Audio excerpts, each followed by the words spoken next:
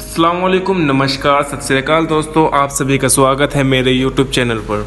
जैसे कि आप सभी को पता है कि पूरे वर्ल्ड में महामारी ये कोरोना वायरस फैला हुआ है और इसी बीच हमारे यहाँ पे एग्ज़ाम्स आ रहे हैं, जैसे कि नीट हुआ या जेई हुआ, और इसके लिए बच्चे प्रोटेस्ट भी कर रहे हैं। स्टूडेंट्स जगह जगह पे प्रोटेस्ट कर रहे हैं और इससे बहुत ज़्यादा प्रॉब्लम्स भी आ रही है और पॉलिटिकल लीडर्स भी इसका बहुत विरोध कर रहे हैं। बट कुछ नेता अपने फ़ायदे के लिए और इंस्टीट्यूट अपने फ़ायदे के लिए इसको पोस्टपोन होने से मना कर रहे हैं। उसी के लिए हमारे साथ आज स्टूडियो में जुड़े हुए हैं एक नीट एस्पायरेंट।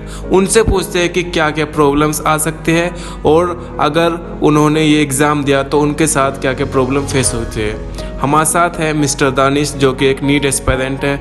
यस ब्रदर, क्या क्या प्रॉब्लम्स आ सकती है?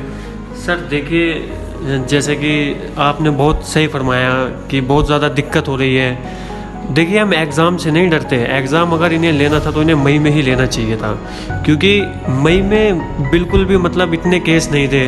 तो इन्होंने अगर एग्ज़ाम इनको कराना तो मई में ले लेते, वहाँ पे इतनी पैंडेमिक सिचुएशन नहीं थी। लेकिन अब जो सिचुएशन चल रही है, मतलब ये उसके बाद में 26 हमारा 3 मई को पोस्टपोन करके इन्होंने 26 जुलाई में किया, फिर पोस्टपोन कर दिया इन्होंने, फिर 13 सितंबर अब जो डेट आ रही है, यहाँ पे क्या बहुत ही ज़्यादा पैंडेमिक सिचुएशन हो रही है।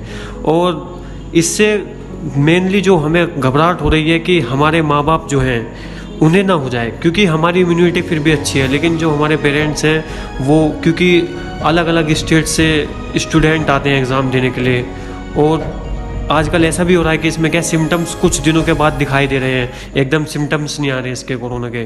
तो हम एग्ज़ाम देने से बिल्कुल नहीं घबरा रहे हैं। गवर्नमेंट सोच रही है कि एग्ज़ाम देने से डर रहे हैं, तो ऐसा कुछ भी नहीं है। सिर्फ सेफ्टी फर्स्ट, सबसे पहले हमारी सेफ्टी है। और एग्ज़ाम, इस तरीके के एग्ज़ाम हर साल होते हैं। लाइफ क्या है, ज़्यादा इम्पोर्टेंट है हमारे एग्ज़ाम से। और पता नहीं इतना विरोध चल रहा है, प्रोटेस्ट भी हो रहा है जगह जगह। पता नहीं हमारी गवर्नमेंट आवाज़ क्यों नहीं सुन रही है। डेली ट्विटर पे 5-6 दिन हो गए लगातार 50 लाख ट्वीट्स डेली लगभग हो रहे हैं, ट्विटर पे ट्रेंडिंग में भी चल रहा है। लेकिन पता नहीं ये क्या है, अभी पीछे से सुनने में कुछ इस तरीके का आ रहा है कि कुछ मतलब कोचिंग माफिया है, उन्होंने पैसा भर रखा है। अभी हमारे पास में कोई सटीक प्रूफ तो है नहीं इस चीज़ का, पर लेकिन मे भी हो सकता है इस तरीके का, क्योंकि हर कोई एग्ज़ाम पोस्टपोन की मांग कर रहा है और कुछ बच्चों ने सुसाइड भी करा है। और क्या है, जगह जगह प्रोटेस्ट हो रहा है। तो गवर्नमेंट को क्या है, हमारी आवाज़ क्या सुननी चाहिए स्टूडेंटों की। जैसे कि आप एक नीट एस्पायरेंट हो, आप एक स्टूडेंट हो, तो आप हमारे चैनल के माध्यम से सुप्रीम कोर्ट या फिर बड़े बड़े जो लीडर्स हैं उनको क्या कहना चाहेंगे? जी, बस मैं यही कहना चाहूँगा कि जो ये बच्चे हैं, बच्चे बहुत ज़्यादा डिप्रेस में हैं और एनजाइटी हो रहे हैं बच्चे बहुत ज़्यादा। तो भाई बच्चे, हम आपके ही तो बच्चे हैं, हम देश का जो आने वाला कलयुग है, कलयुग यही बच्चे डॉक्टर बनेंगे, यही इंजीनियर बनेंगे। तो हमें क्या है, हमारे लिए लाइफ ज़्यादा इम्पोर्टेंट है। तो एग्ज़ाम तो अभी देखो, एम्स के जो मतलब डायरेक्टर थे, आईआईटी के भी डायरेक्टर थे, उन्होंने ये बात रखी कि हम क्या है मैनेज कर लेंगे हर चीज़ को। पर पता नहीं, अब समझ नहीं आ रहा कि गवर्नमेंट क्या चाह रही है। मतलब इस एग्ज़ाम से उन्होंने क्लैट का एग्ज़ाम है वो भी पोस्टपोन्ड हो चुका है। पता ही नहीं, मतलब समझ ही नहीं आ रहा, मतलब गवर्नमेंट क्यों मतलब बच्चों के पीछे लगी हुई है इस तरीके का। और हो सकता है कि कोचिंग माफिया उनका, क्योंकि उनके कोचिंग धंधे बिल्कुल चौपट हुए पड़े हैं इस टाइम पे, तो वो चाह रहे हैं कि एग्ज़ाम हो जाए, क्योंकि इसमें जो फ्रेशर स्टूडेंट है वो तो ज्वाइन कर लेगा अभी, लेकिन जो कुछ ड्रॉप आउट स्टूडेंट होते हैं वो क्या करते हैं कि वो सोचते हैं कि अगर पहले हम एग्ज़ाम दें, उसके बाद अगर उनका सिलेक्शन नहीं होता तो वो तब जाके ज्वाइन करते हैं। तो कहीं ना कहीं क्या है, कोचिंग वालों का बहुत मतलब नुकसान हो रहा है। तो इसलिए मैं खुल के नहीं कह सकता इस बात को, क्योंकि प्रूफ नहीं है सटीक कोई। तो बस यही चीज़ें। अब देखो, बिहार में बाढ़ आ रही है जगह जगह, और कुछ गरीब बच्चे होते हैं वो मतलब उनके सेंटर 300-400 किलोमीटर है, वो किस तरीके से एफर्ट कर पाएंगे। तो ये क्या है, बहुत बड़ी मुसीबत है। तो गवर्नमेंट से हमारी यही अपील है कि इस एग्ज़ाम को पोस्टपोन कर देना चाहिए। और दीपावली के बाद में, मतलब जब भी नॉर्मल सिचुएशन होगी, आफ्टर 2 और 3 मंथ में भी, जैसे कि हमारे माननीय प्रधानमंत्री ने ये बात कही थी कि जल्दी ही इसकी वैक्सीन आने वाली है, कोवैक्सीन इसके नाम से।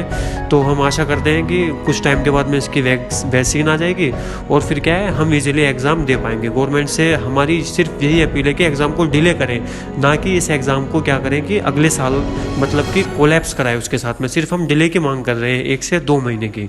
जैसे कि हमारे ब्रदर ने ये बात उठाई है कि एग्ज़ाम का जो सेंटर है वो 300 या 400 किलोमीटर तक भी जा सकता है, और कोरोना वायरस की वजह से जो ट्रेन्स है या फिर बसेस है वो नहीं चल रही। इसमें जो गरीब स्टूडेंट है वो अपना वाहन करके कैसे इतनी दूर जाएगा।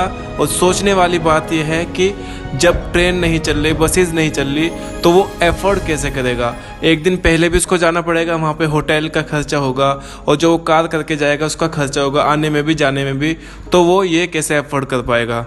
तो और इन्होंने एक बात और कही है कि बच्चों का और जो स्टूडेंट्स हैं उनका इम्यून सिस्टम तो अच्छा होता है, बट जो पेरेंट्स हैं जैसे वो एग्ज़ाम देकर आएंगे तो उनको क्या क्या नुकसान होगा, ये सब हमारे जो नेता हैं उनको सोचने चाहिए। जी दानिश, आप इस बारे में थोड़ा सा और विस्तार में बताना चाहोगे?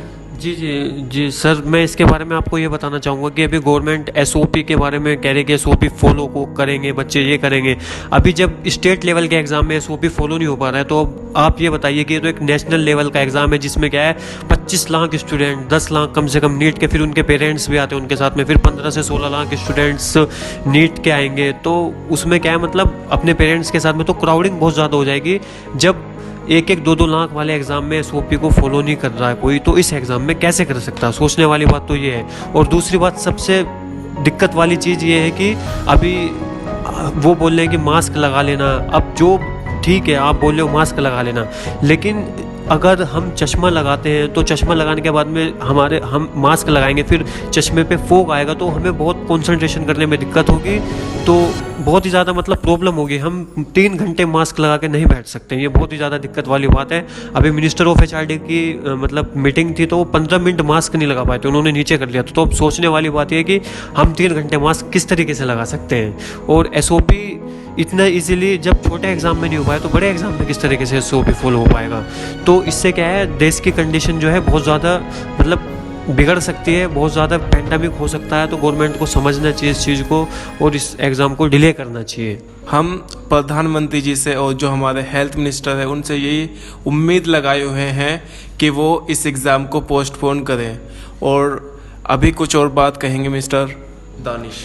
जी सर, मैं एक बात ये कहना चाहूँगा कि ठीक है, जो बच्चे मतलब पोस्टपोन जा रहे हैं, चलो वो हमारी एक डिमांड है, पर लेकिन मैं बच्चों को एक मैसेज ये देना चाहूँगा कि अपनी पढ़ाई को बरकरार रखें। ठीक है, देखो गवर्नमेंट जो चाहेगी वो होगा, हम सिर्फ मांग कर सकते हैं, फैसला उनके हाथ में है। हमें सिर्फ क्या है, इस टाइम जो बहुत ही ज़्यादा मतलब रिवीजन का टाइम है बच्चों के सिलेबस का, कम से कम 17 दिन मेरे ख्याल से नीट के एग्ज़ाम में बचे हुए हैं। तो बच्चों को क्या है, बहुत ही ज़्यादा क्या है मतलब रिवीजन करना चाहिए। और ट्विटर पे जैसे ट्रेंडिंग में चल रहा है, तो ट्विटर पे 2-3 मिनट के लिए ट्वीट करो और उसको ट्रेंडिंग में लेके आओ, उस पर ज़्यादा टाइम वेस्ट बिल्कुल नहीं करना है। और मेरा मानना तो यह है कि सिर्फ अब पढ़ाई पे ध्यान देना चाहिए बच्चों को। और अगर नहीं पढ़ेंगे तो एनजाइटी ऑटोमेटिक होगा, डिप्रेस में जाएंगे, फिर उनके माँ बाप ने इतना पैसा लगाया उनके ऊपर, फिर उन्हें अपने माँ बाप के बारे में भी सोचना चाहिए। तो अपने पढ़ाई पे ज़्यादा से ज़्यादा फोकस करें और अपनी डिमांड को ट्विटर के थ्रू हमारी मतलब मांग की जा रही है डिले एग्ज़ाम की, ये है बस। जी, आपका बहुत बहुत धन्यवाद। अब देखने वाली बात यह है कि जो हमारे हेल्थ मिनिस्टर हैं या प्राइम मिनिस्टर हैं वो इस मामले को कितना संज्ञान में लेते हैं और आगे इस पे क्या कार्रवाई होगी और ये पोस्टपोन होगा या नहीं होगा। धन्यवाद। अगर आपको हमारी वीडियो पसंद आई है तो वीडियो को लाइक करें, सब्सक्राइब करें और ज़्यादा से ज़्यादा शेयर करें ताकि हमारी आवाज़ आगे तक जाए और इसको संज्ञान में ले जाए। बहुत बहुत धन्यवाद।